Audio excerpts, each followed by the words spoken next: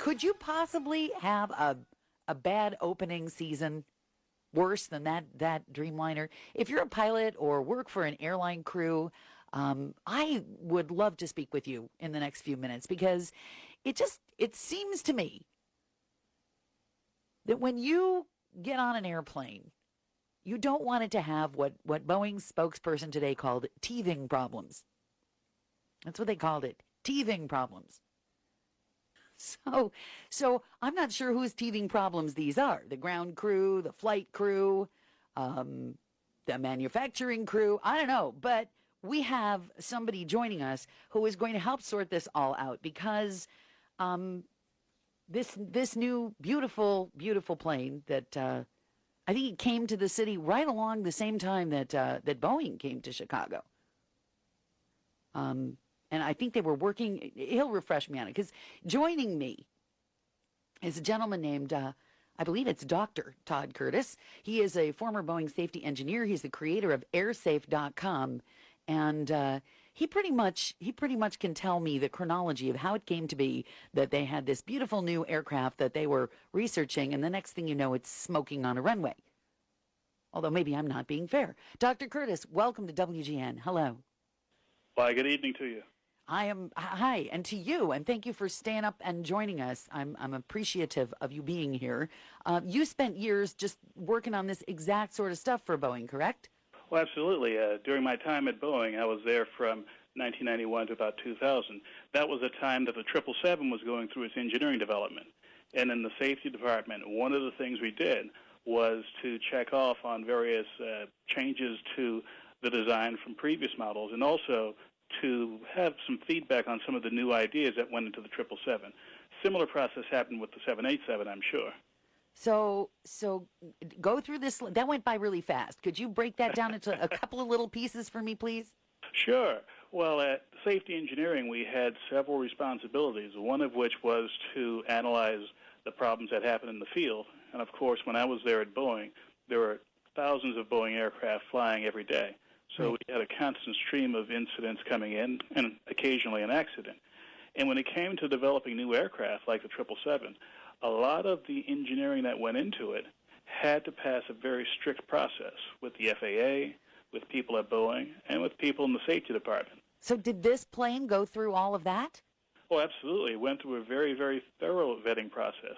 Okay, Not so only with Boeing, but also with the FAA and other organizations around the world. So what exactly is happening? It's just luck of the draw, just bad luck, or everybody watching, and this plane doesn't have any more trouble than any other plane? It's just that it's new, so everybody's kind of paying attention? Well, several of those factors are definitely happening. One thing that's true now that's true way more than it was in the mid-1990s when I was dealing with the 777 development. Anything happens to an airplane around the world, not just the 787, any incident, any accident, drunk passengers being duct taped and because they're misbehaving, it ends up all over the Internet, and it becomes an international story in many cases. Years It's ago. true, and anybody on the plane who hasn't turned his or her phone off yet can just take a picture of it. Well, absolutely. And send it.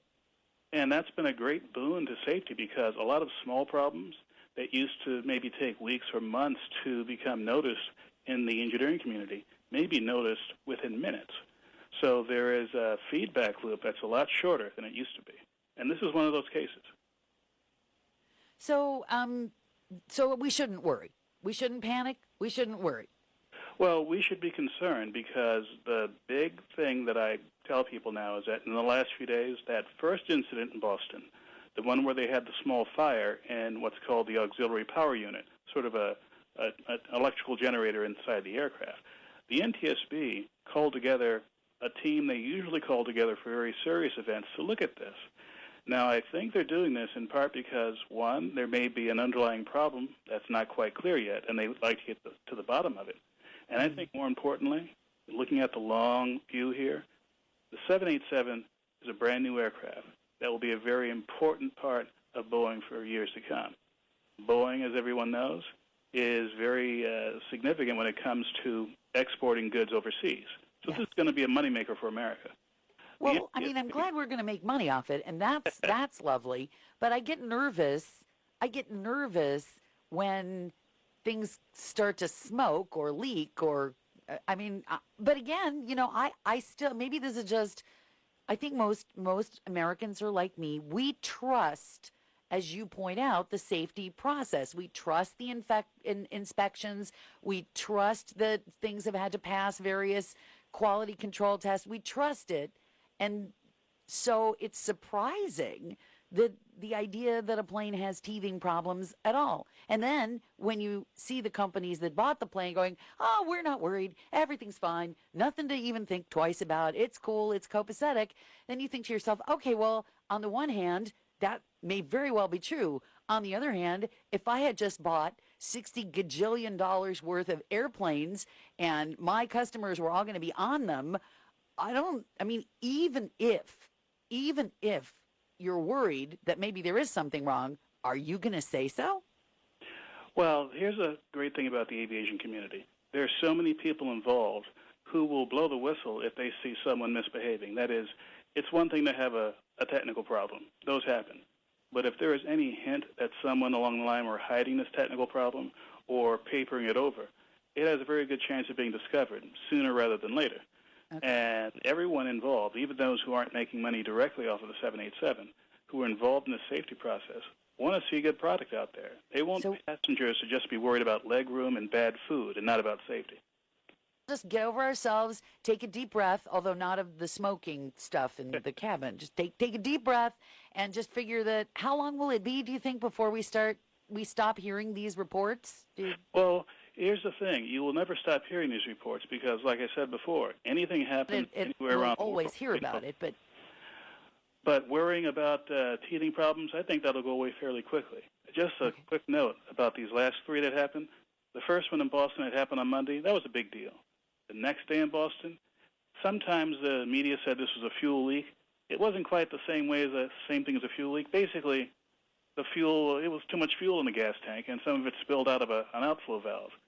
See, that's the kind of thing that you would have if you bought a new car. You wouldn't necessarily know, like, how long to stand there at the pump, and then that's why I was willing to believe, okay, teething problems, probably just the people filling it up haven't done it that often. Right, and if you have a gas station situation in your car, you fill the tank a little bit too much, well, you say, oh, that was a bad thing. Let's cut the pump off, wipe up the extra fuel, wash it off, drive away, which is basically what they did on Tuesday. Well, no, they were about to take off, and it would be like the driver, on the freeway next to you honking and pointing at you that there's something wrong with your car. Well, that's an example of what I was saying a couple of minutes ago. Everyone involved in the system is always looking out for each other. So the person in the other airplane could be a competing airline. They don't care. If they see a problem with a guy or a woman driving the plane down the runway, they'll say, look, there's a problem. Pull over and get it fixed.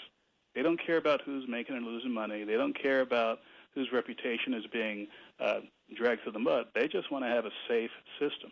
Okay, I feel better now that I've talked to you, and I am going to ask some folks who are listening who probably fly these things to call, but there's the other part of this is whether or not people are willing to be part of the teething problem process, but it sounds like there's nothing serious, so I feel much better about the lack of serious things going wrong, and then we can worry about the meals. So thank you so much for being part of the show tonight. I appreciate it, and I hope we get a chance to talk again one day.